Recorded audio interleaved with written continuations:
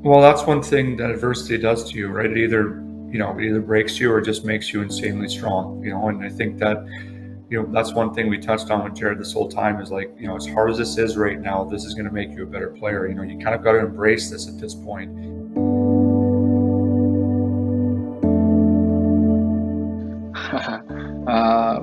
No, I grew up in Salmon River in Truro, so we had a little pond just behind our house. We lived, about I wouldn't even say a kilometer from the river to walk out our back deck, and there was a pond, 150 yards away. Minor hockey's huge back home and in the city here in Nova Scotia, so I was always around the rink, and I think, after my first year at Bantam, I was able to jump up and play midget, and being pushed by all the older guys. I think that's when I really started to love the game and see how much competition there is there, and then playing for Hockey Canada my first year, it was like this is what I want to do. From Halifax, defenseman Jared McIsaac.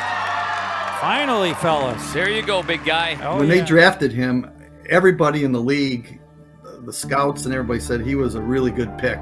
Scouting report on him said that he's got a variety of shots. Like, he can slap the puck, he's good and close, he's got a good wrist shot, so he's not one of those guys where he's just going to slap the puck from the blue line and hope for a tip in or something like that. I mean, he can jump into the play.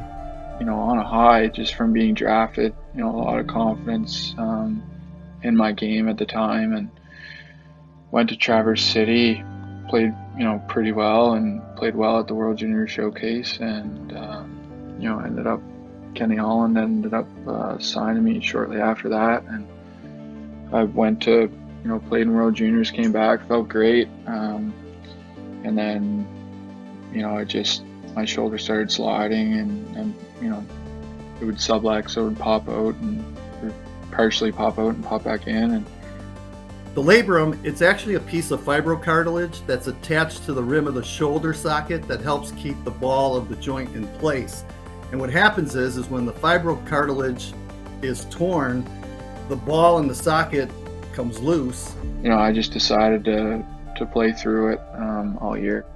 The team and the therapist did everything they could we were trying everything every other week to keep it in, because at one point it was just sliding out every game, pop out and then pop back in and be fine for the rest of the game. But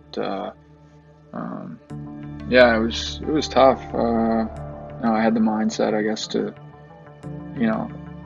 I'd be doing a disservice to myself and my team if I didn't try to push through it. So I could have had it done, but I'm not one of those people to kind of lay over. So yeah, proud of that, really. Someone that's been through labrum surgery before, like, it's probably one of the more difficult surgeries. You think of it similar to an ACL surgery where you're out 6 months. Like, best case scenario, it's 5 months. It was tough, especially after having a really good year, even though I was hurt. And I remember flying down to Detroit, had the MRI, one day, had the surgery the next day, and come back. The goal was to be ready for World Juniors my 19-year-old years. And in order to do that, we're like, man, there's a lot of work that needs to be put in here from your first labrum surgery to get you ready for that.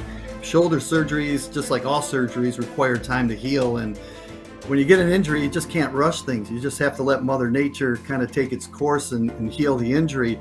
But it just seems to me that Jared McIsaac's injuries healed quicker than what people thought. So to be able to win gold, but especially having to put the work that he did just to make the team, that really showed me a lot of the type of person that Jared is. And they said I got a call from my agent, and they were bouncing it back and forth off Detroit, trying to find an option for me to go play. And this one came through with HPK in Finland, and at the time I was super excited. Go play. You haven't played for 4 months. He was excited to go over to Finland, went over there, did everything that we asked of him, and then first shift to go through it again. Yeah, what are the odds of back-to-back shoulder surgeries, back-to-back years.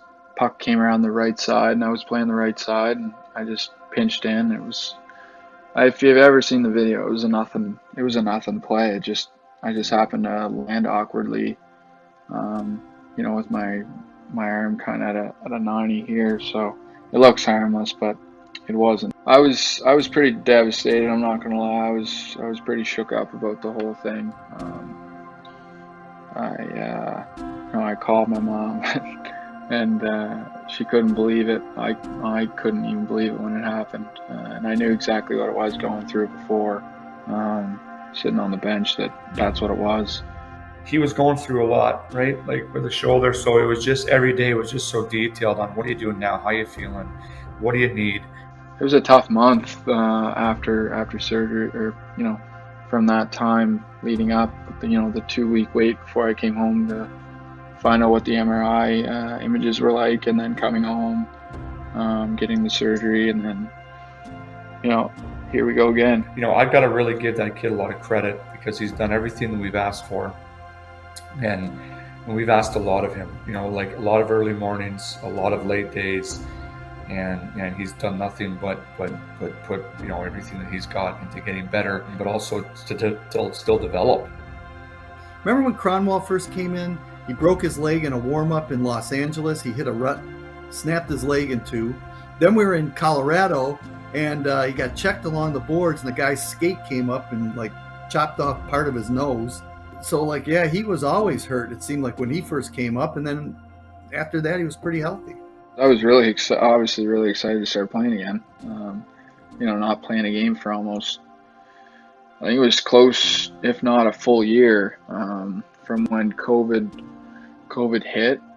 Then we stopped when I was in Moncton, and then to be able to play in Grand Rapids, I think it was pushing a year. But I was ecstatic. I couldn't wait to start playing. When he came back last year and played, I thought his very first game was excellent. Played something almost like maybe 23 or 24 minutes that night, which made it, that's not easy coming back after essentially missing a full year and a half. He's 21 years old. Usually you don't really start reaching your peak as a defenseman till you're a little bit older. You're maybe 23, 24 years old. You have to play to learn the game, and they can tell you how to play, and you can practice all you want, but when you get into game situations, that's how you're going to get better. And so he just needs to play now. Mentally, it puts your mind at ease, feeling that, knowing that, now I have both shoulders done. So, there's really nothing to worry about as long as I keep them healthy, keep them strong, all that stuff, all that, putting the past 2 years, behind me. Yeah, I think one thing with Mac is, he's a smart player. I think he's a guy that should be able to play in all situations and on both sides of the puck. He's a guy that's you're hoping that turns into a good 200-foot defender. So I think he's just a player that really you can count on to kind of play all situations, and those type of guys are valuable. The sky's the limit for Jared McIsaac. It's how bad and how willing is he to go ahead and move along with his career. And if he continues to put the work in like he has been in the past, I think he's going to be a solid defenseman for the Red Wings for many years to come. Not having a summer, past two summers to train, it's nice being able to be in the gym and do full body exercises, be able to skate and shoot. But a lot of work this summer, making sure my shoulders are healthy. My body's in a good spot coming in for camp, and that my game's in a good spot coming in for camp.